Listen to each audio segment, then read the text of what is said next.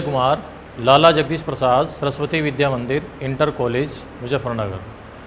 आज हम वास्तविक संख्याओं का जो दूसरा पार्ट है, सेकंड पार्ट, वो शुरू कर रहे हैं। इसमें एक्सरसाइज 1.1 क्वेश्चन नंबर 5, इसमें लिखा हुआ है यूक्लिड विभाजन परिमेय का प्रयोग करके दर्शाइए कि किसी धनात्मक पूर्णांक का घन 9m, 9m प्लस 1 या 9m प्लस 8 के रूप का होता है। कैसे इस क्वेश्चन को हल करेंगे, देखिए आप। यूक्लिड विभाजन एल्गोरिथम से, यूक्लिड विभाजन एल्गोरिथम से a बराबर b q plus r, where r का मान वो 0 से बड़ा होगा या बराबर होगा और छोटा होगा b से। यहाँ पर घन की बात चल रही है, तो यहाँ पर हम b का मान अधिकतम 3 लेंगे। b बराबर 3 रखने पर r आ जाएगा 0, 1, 2। तो इसलिए put r is equal to 0, तब a इज इक्वल टू आ जाएगा, b का मान 3 आ जाएगा, b का मान 3 रखेंगे, 3q। दूसरी स्थिति में r इज इक्वल टू 1, तब a का मान आ जाएगा 3q plus 1। r is equal to 2 करने पर तब a का मान आ जाएगा 3q प्लस 2। यहाँ पर a बराबर 3q। दूसरी स्थिति आई है हमारे पास a बराबर 3q प्लस 1। तीसरी स्थिति आई है हमारे पास a बराबर 3q प्लस 2। घन करने पर, पहली स्थिति में घन करते हैं, घन करने पर यह आ जाएगा a का cube is equal to 3q का होल क्यूब, यानी कि 3 का घन होता है 27, q का क्यूब।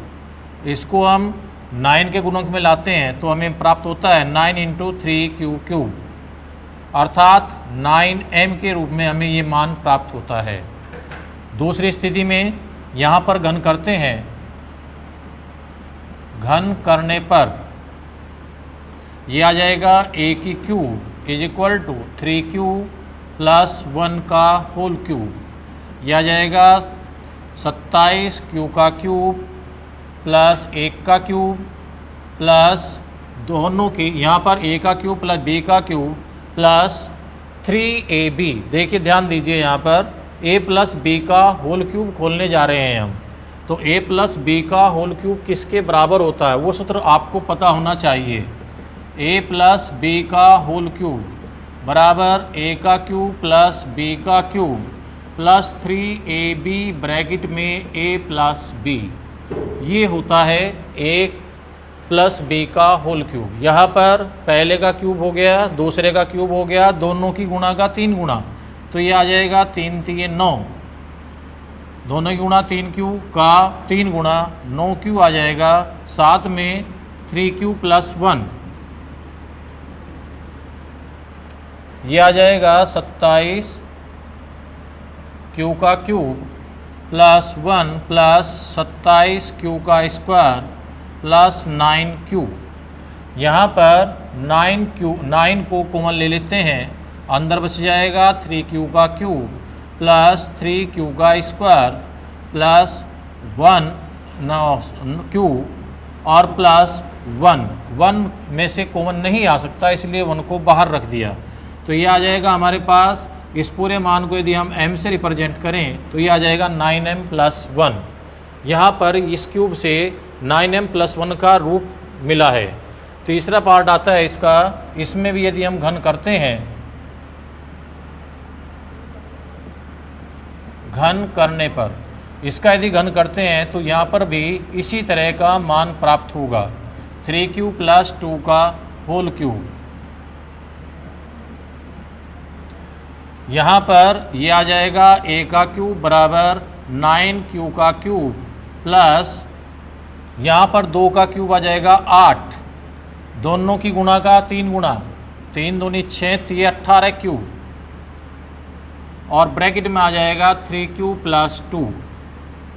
यहाँ पर आगे मिल जाएगा 9q का cube plus 8 plus 18 3 54 Q square plus 18 दूनी 36 क्यूब। 9q फिर कॉमन आ जाएगा, अंदर 9 केवल 9 कॉमन लेंगे हम, तो 9 कॉमन लेने से क्या आ जाएगा, ये आ जाएगा q का cube plus 9 6 54 6q square plus 4q plus 8। क्यों? क्योंकि 8 से कॉमन नहीं आ सकता। ये एक संख्या प्राप्त हुई है जिसको हम m का नाम दे सकते हैं, 9m प्लस 8। अर्थात हमें किसी भी पूर्णांक का जो घन है वो या तो 9m के रूप में या 9m प्लस 1 के रूप में या फिर 9m प्लस 8 के रूप में प्राप्त होता है। ये एक्सरसाइज आपकी कंप्लीट हो गई है। अगली एक्सरसाइज हम शुरू करते हैं। इसमें एक्सरसाइज 1.2 में आपसे कहा गया है इनको अभाज्य गुणनफल के रूप में व्यक्त कीजिए। अभी पहले पार्ट में मैंने आपको अभाज्य गुणनखंड करने बताए थे, उसी तरह से उनका ही यूज करके हम इनको हल करेंगे। एक्सरसाइज 1.2 क्वेश्चन नंबर फर्स्ट, अभाज्य गुणनखंड करने हैं 140 के। कैसे करेंगे इसको आप इस तरीके से भी कर सकते हैं। 2 से सबसे छोटा जो अभाज्य पद है उससे हम 2 सत्ते 14 ये आ जाएगा, फिर 2 से हो जाएगा 2 3 6, 2 पंजे 10, फिर 2 से नहीं होगा 5 से हो जाएगा 5 सत्ते 35। ये हमारे अभाज्य गुणनखंड हो गए हैं। इनको आप लिख सकते हैं 2 गुणा 2 गुणा 5 गुणा 7। इसको आप इस तरह लिख सकते हैं 2 की पावर 2 हो जाएगी गुणा 5 गुणा 7। ये इसके अभाज्य गुणनखंड हो गए। इसी तरह से इसमें जो पार्ट दिए गए हैं उनके भी आप गुणनखंड इसी प्रकार कर सकते हैं। क्वेश्चन नंबर 2, क्वेश्चन नंबर 2 में आपको HCF और LCM ज्ञात करना है। HCF का मतलब क्या होता है? HCF का मतलब होता है हाईएस्ट कॉमन फैक्टर यानी कि महत्तम समापवर्तक। LCM का मतलब होता है लिस्ट कॉमन मल्टीपल यानी कि लघुत्तम समापवर्त्य। यहाँ पर ये दोनों चीज़ हमें ज्ञात करनी है। साथ में हमें इसमें इनका जो पदों का गुणनफल है वो भी ज्ञात करना है। फर्स्ट पार्ट दिया गया है इसमें 26 और 91। बाकी पार्ट भी इसके इसी तरह से होंगे जिस तरह से ये पार्ट किया जाएगा। इसमें आप 26 के फैक्टर करेंगे तो 26 के फैक्टर होते हैं 2 हो जाएगा और साथ में 13 आ जाएगा। ऐसे 91 के फैक्टर हो जाएंगे 3 आ जाएगा और 3 से यदि हम 7 आ जाएगा और 13 आ जाएगा।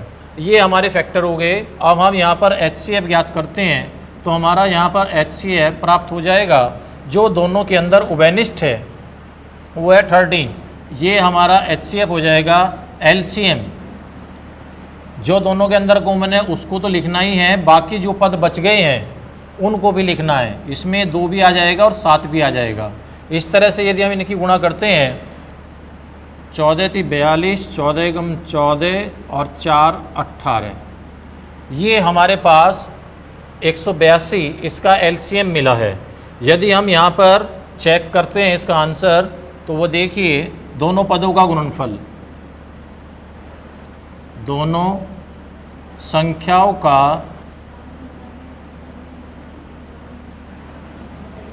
गुणनफल, यहाँ दोनों संख्याओं का गुणनफल देखिए कितना आता है। यहाँ पर 26 लिखा हुआ है और 91 लिखा हुआ है। इनके आप गुणा करेंगे 26 के 91 से गुणा कीजिए, ये आ जाएगा 9 6 54, 5 9 दूनी 18 और 5 23, 6 6 2 और 3, तो ये हमें गुणा प्राप्त होती है 2366। अब आप HCF और LCM का भी गुणा कीजिए। यहाँ पर HCF है 13 और ये आ जाए 182। 13 दूनी 26, 2 13 अट्ठे 104, 104 और 2 106, 10 13 गम 13 और 10 23, ये दोनों चीज़ बराबर प्राप्त हुई है। तो यानी कि हमारा जो HCF है और LCM है वो बिल्कुल ठीक आया है। इसी तरह से इसके बाकी पार्ट हो जाएंगे। क्वेश्चन नंबर 3 है। 3 में अभाज्य गुणनखंड से HCF और LCM ज्ञात करना है। अभाज्य गुणनखंड से यहाँ 3 पद दिए गए हैं। पद आपको 3 भी दे सकते हैं, 4 भी दे सकते हैं और 2 भी दे सकते हैं। करने का जो तरीका है, प्रोसेस है, वो एक जैसा ही रहेगा। इसमें HCF और LCM ज्ञात करना है। 12 के आप फैक्टर कीजिए, 2 दूनी 4 3 12। ऐसे ही 15 के फैक्टर कीजिए, 3 गुना 5, 21 के फैक्टर कीजिए, 3 सत्ते 21। ये हमारे फैक्टर हो गए। अब आप जो है इसमें HCF देखिए क्या होगा। इसमें HCF यानी कि जो इन तीनों के अंदर कॉमन है, यहाँ आप ध्यान देंगे इसमें 3 आया हुआ है, इसमें 3 आया हुआ है, इसमें 3 आया हुआ है, ये हमारा HCF होगा। LCM के लिए जो हमारा HCF है उसको तो लिखना ही है। इसके अलावा जो पद बच गए हैं, जैसे ये 2 आया हुआ है, इस 2 को भी लिखिए। फिर ये 2 बच गया, ये 2 कहीं और नहीं आया हुआ, इसको भी लिखिए। 5 को भी लिखिए और इस तरह से 7 को भी लिखिए। ये हमारा जो है LCM होगा। यदि हम इसको गुना करते हैं, 3 दूनी 6 दूनी 12 पंजे 60, 60 की और 7 की गुना करते हैं 420, ये हमारा LCM आएगा। इसी तरह से इसके बाकी पार्ट आप कर सकते हैं। Question number 4।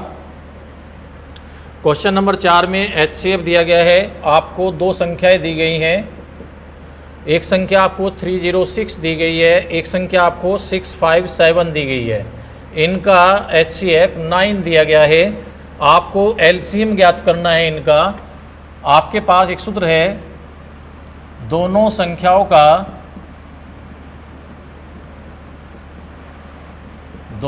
संख्याओं का गुणनफल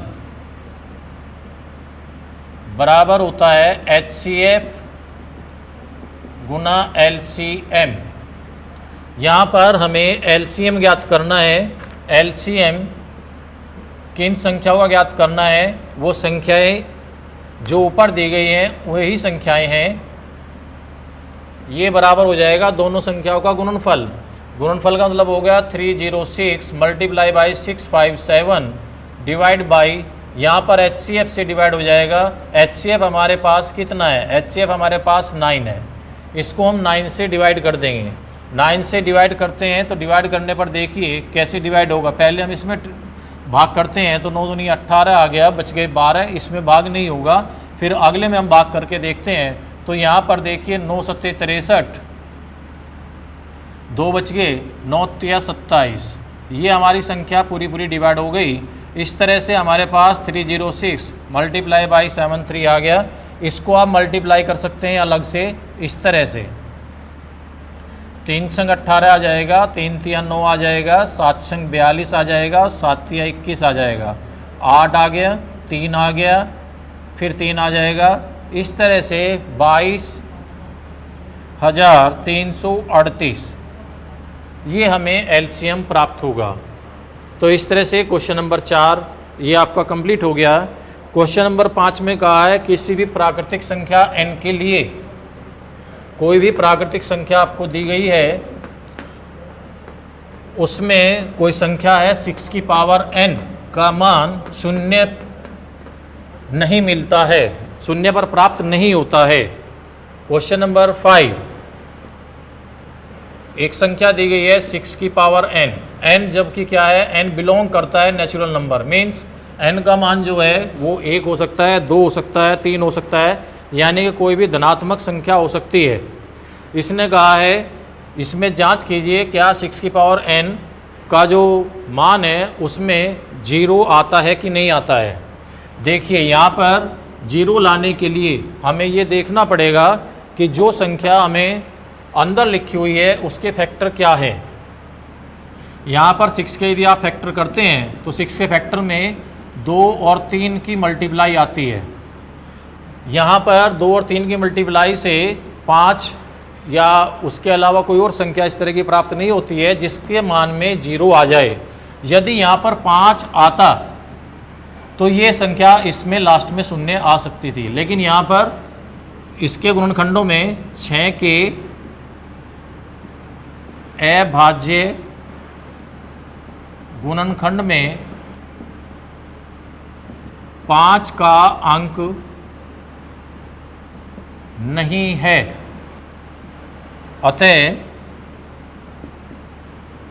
6 की पावर n के मान में शून्य प्राप्त नहीं होगा।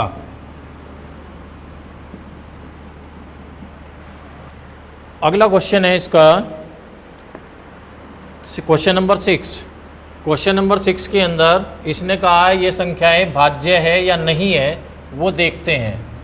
इसमें 2 संख्याएं दी गई हैं जो मल्टीप्लाई के रूप में लिखी हुई हैं, उनको हल करना होगा।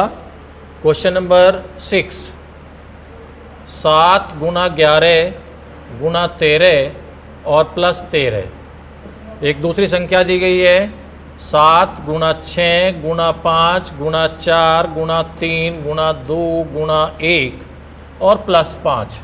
ये भाज्य संख्याएं क्यों हैं, इसके बारे में पूछा गया है। ये भाज्य संख्याएं क्यों है, इसके लिए हमें क्या करना होगा।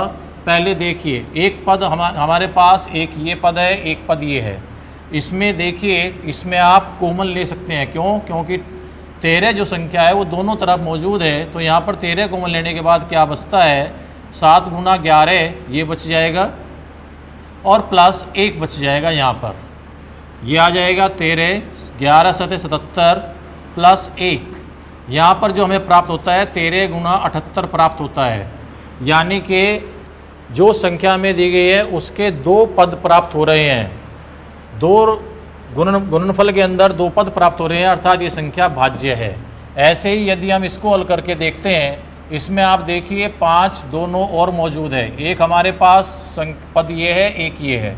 यहाँ से आप 5 कॉमन ले लीजिए, अंदर क्या बच जाएगा, 7 गुणा 6 गुणा 4 गुणा 3 गुणा 2 गुणा 1 और यहाँ पर 1 आ जाएगा। यहाँ पर 5 आ गया, 2 तिया 6, 6 चौक 24, 24 छिक्का, 6 चौक 24, 144 और प्लस 1 आ जाएगा। इसको आगे लेके चलते हैं, 7 चौक 28, 64 98, 100 आ जाएगा, 1008 प्लस 1। यहाँ पर भी इसके 2 पद प्राप्त होते हैं, अर्थात ये भी भाज्य संख्या है। तो ये चूँकि ये संख्या भी 2 पदों के रूप में प्राप्त हो रही है, ये संख्या भी 2 पदों के रूप में प्राप्त हो रही है, इसलिए ये भाज्य संख्याएं हैं। क्वेश्चन नंबर 7,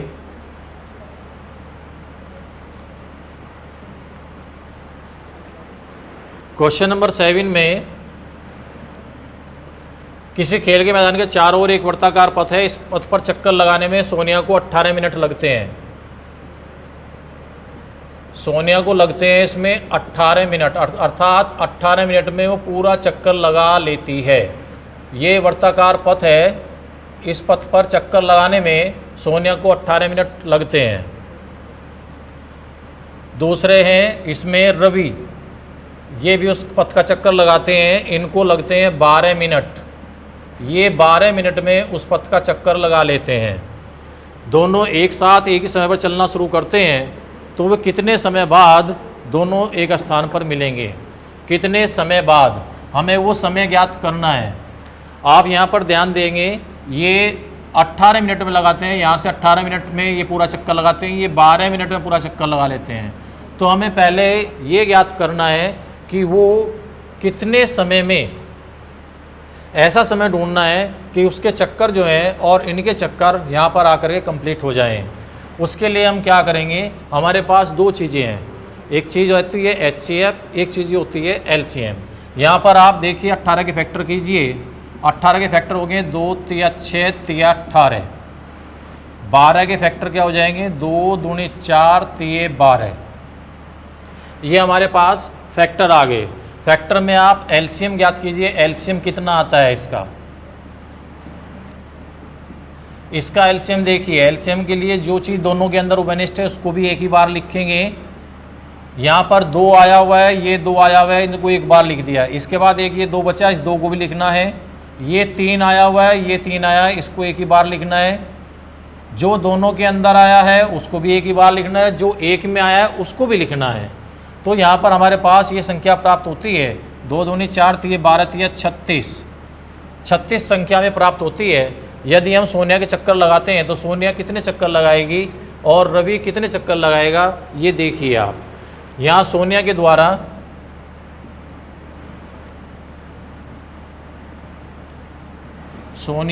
द्वारा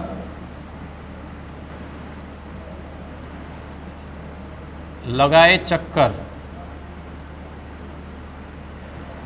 36, ये 36 मिनट के बाद मिलेंगे, सॉरी हाँ जी 36 मिनट के बाद मिलेंगे। तो यहाँ पर ये आ जाएगा 18 दूनी 36, अर्थात 2 चक्कर ये लगा चुकी होगी। 2 चक्कर में ये उसी जगह पहुँच जाएगी जिस जगह रवि पहुँचेंगे।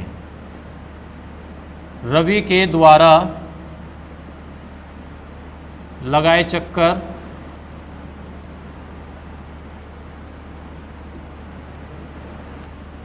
36/12 3 चक्कर। रवि उस समय 3 चक्कर पूरे कर चुकेंगे और सोनिया उतने ही समय में 2 चक्कर पूरे कर चुकेगी। कितने समय बाद? 36 मिनट के बाद दोनों एक जगह मिल जाएंगे। आगे चलते हैं हम। आगे आती है परिमेय संख्या और अपरिमेय संख्या। परिमेय संख्या अभी फर्स्ट पार्ट में मैंने आपको समझाया था कि परिमेय संख्याएं किसे कहते हैं और अपरिमेय संख्याएं किसे कहते हैं। एक्सरसाइज 1.3 इसमें पहला क्वेश्चन है √5 एक अपरिमेय संख्या है। इसको आपको सिद्ध करना है। मान के चलते हैं, माना √5 एक परिमेय संख्या है।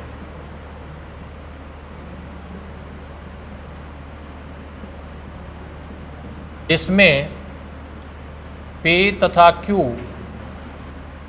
पूर्णांक हैं। Q is not equal to 0 व P तथा Q का कोई भी सहभाज्य गुणनखंड नहीं है। सहभाज्य गुणनखंड नहीं है, ये हमें इसमें मानना पड़ेगा। अब चूंकि यहाँ पर ये वर्गमूल का निशान है तो वर्ग करने पर जब आप वर्ग करेंगे तो यह आ जाएगा √5 का वर्ग बराबर P/Q का वर्ग। √5 का मतलब हो गया 5 बराबर P²/Q²। यहाँ Q का एक भाग इधर ले आएंगे, ये आ जाएगा 5Q is equal to P²/Q। चूँकि P/Q एक परिमेय संख्या है जिसका कोई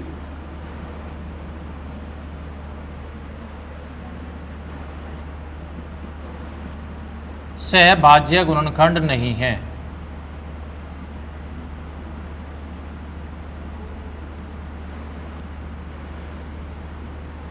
इसलिए P²/Q भी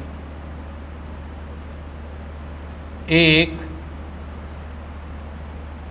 ऐसी ही परिमेय संख्या है। ऐसी ही परिमेय संख्या होगी।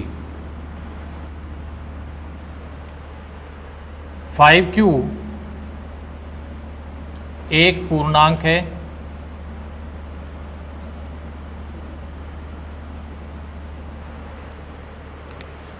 Q एक पूर्णांक है।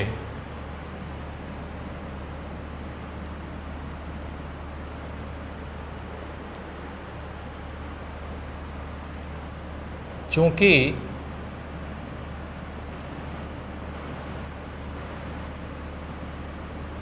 पूर्णांक तभी प्राप्त होता है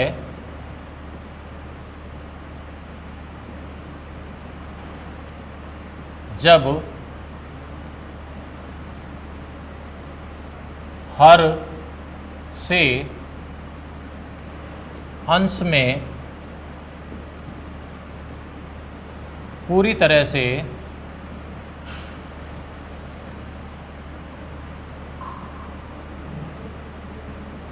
भाग हो जाए।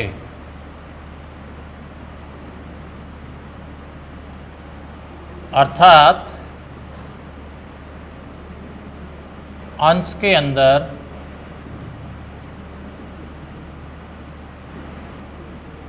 हर का हर एक गुणनखंड हो।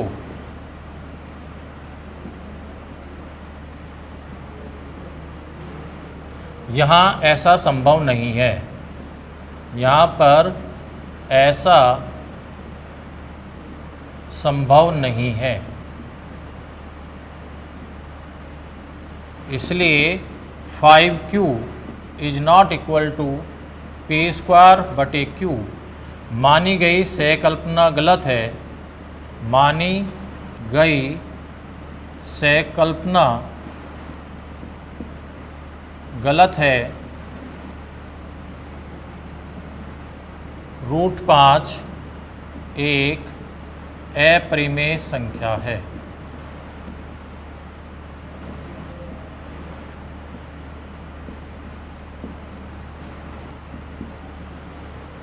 पार्ट सेकंड में आज केवल इतना ही।